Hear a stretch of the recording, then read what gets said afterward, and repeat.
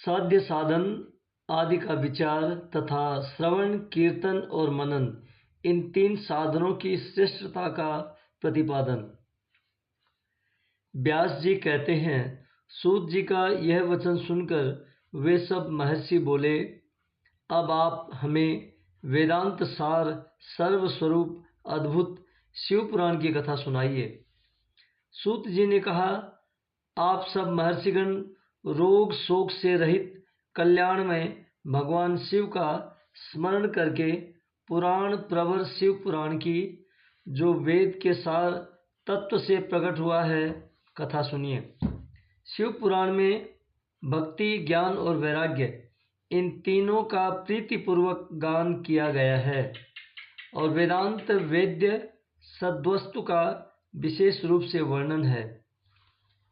इस वर्तमान कल्प में जब सृष्टि कर्म आरंभ हुआ था, उन दिनों 6 कुलों के महर्षि परस्पर वाद विवाद करते हुए कहने लगे,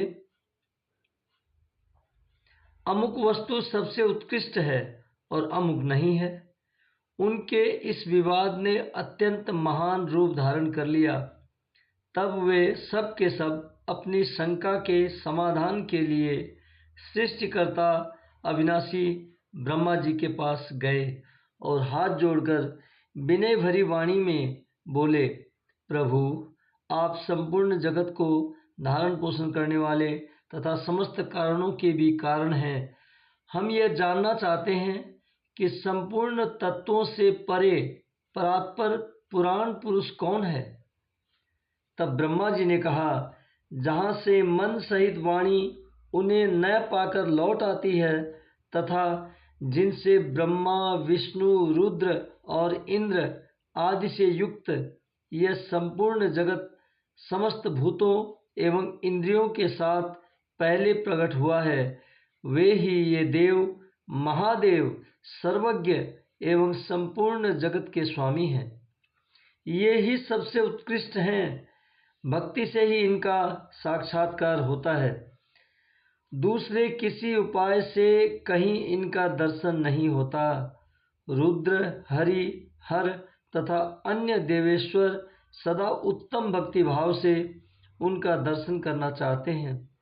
भगवान शिव में भक्ति होने से मनुष्य संसार बंधन से मुक्त हो जाता है। देवता के कृपा प्रसाद से उनमें भक्ति होती है और भक्ति से देवता का कृपा प्रसाद प्राप्त होता है।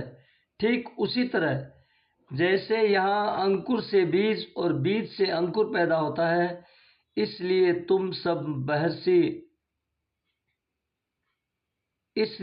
सब ब्रह्म ऋषि भगवान शंकर का कृपा प्रसाद प्राप्त करने के लिए भूतल पर जाकर वहाँ सहस्त्रों वर्षों तक चालू रहने वाले एक विशाल यज्ञ का आयोजन करो।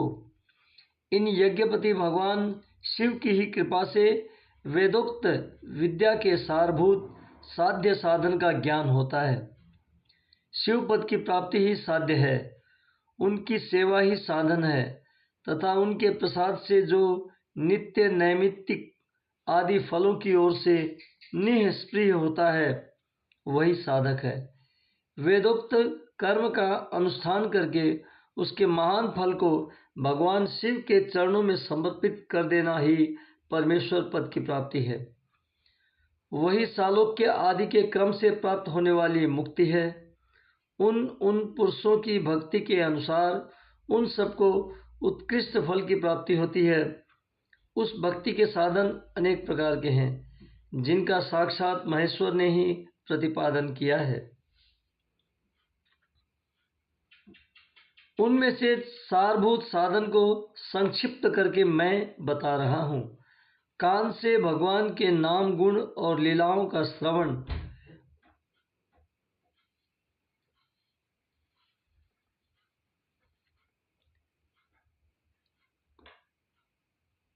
कीर्तन और मनन करना चाहिए।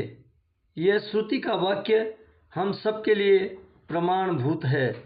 इसी साधन से संपूर्ण मनोरथों की सिद्धि में लगे हुए आप लोग परम साध्य को प्राप्त हो।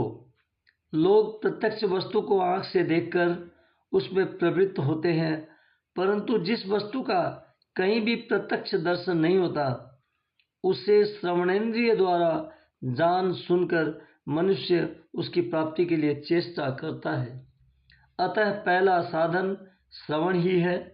उसके द्वारा गुरु के मुख से तत्व को सुनकर श्रेष्ठ बुद्धि वाला विद्वान पुरुष अन्य साधन कीर्तन एवं मनन की सिद्धि करे। क्रमशः मनन पर्यंत इस साधन की अच्छी तरह साधना कर लेने पर उसके द्वारा सालोक आदि के क्रम से धीरे धीरे भगवान शिव का संयोग प्राप्त होता है। पहले सारे अंगों के रोग नष्ट हो जाते हैं, फिर सब प्रकार का लौकिक आनंद भी विलीन हो जाता है।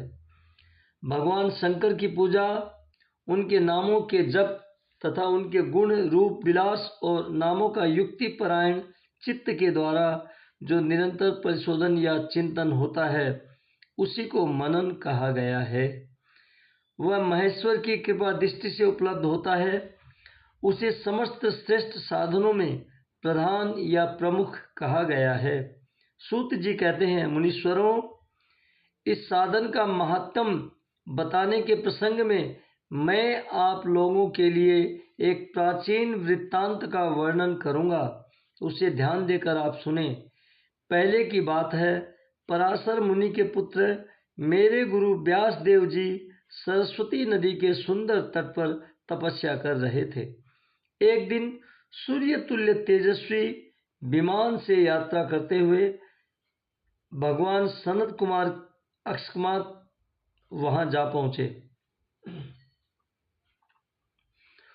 उन्होंने मेरे गुरु को वहां देखा। वे ध्यान में मग्न थे। उससे जगने पर उन्होंने ब्रह्मपुत्र सनत कुमार जी को अपने सामने उपस्थित देखा।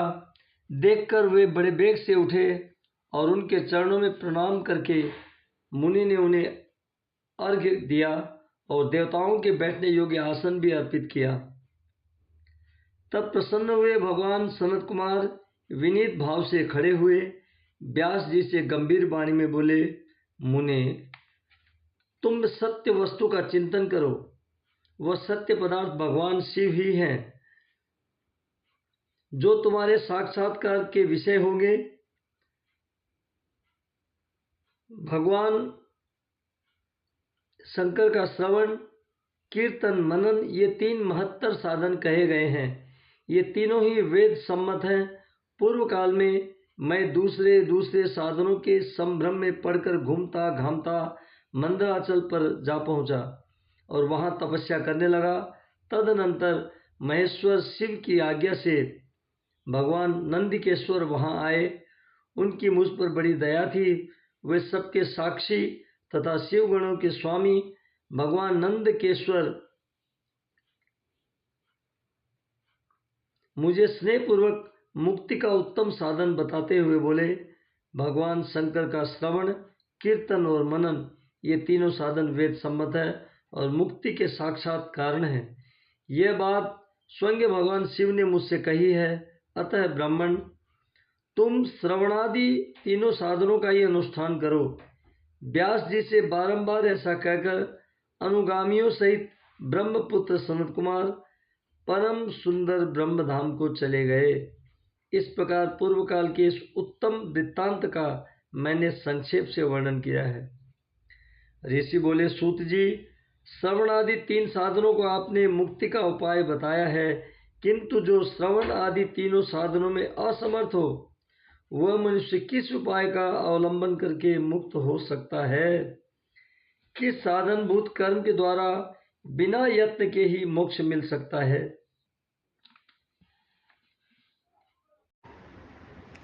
रघुपति राघव राजा राम, नारायण नारायण नाम।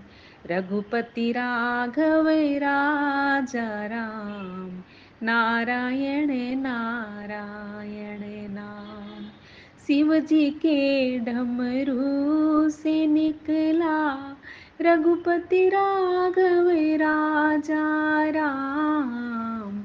नारद की वीणा से निकला नारायण नारायण नाम। नारद की वीणा से निकला नारायण नारायण नाम। अर्जुन के गांडीव से निकला जय मधुसूदन जय घनश्याम।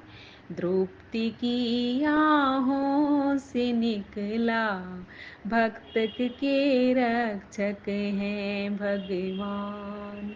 द्रौपदी की आहों से निकला भक्त के रक्षक हैं भगवान। शिव जी के डमरू से निकला रघुपति राघव राजा राम। सबरी के बैरों से निकला भाव के भूखे हैं भगवान। सबरी के बैरों से निकला भाव के भूखे हैं भगवान। भक्त प्रहलाद के मुख से निकला तुझ में राम मुझ में राम। भक्त प्रहलाद के मुख से निकला तुझ में राम मुझ में राम। शिव जी के डमरू से निकला रघुपति राघव राजा राम। ब्रिज की कुंज गली से निकला राधे कृष्णा राधे श्याम। ब्रज की कुंज गली से निकला राधे कृष्णा राधे श्याम। चार वेद छह शास्त्र से पुकारे हरि ओम सीताराम। चार वेद छह शास्त्र पुकारे हरि ओम सीताराम। शिव जी के डमरू से निकला रघुपति राघव राजा राम। नारद की वीणा से निकला नारायण नारायण नाम।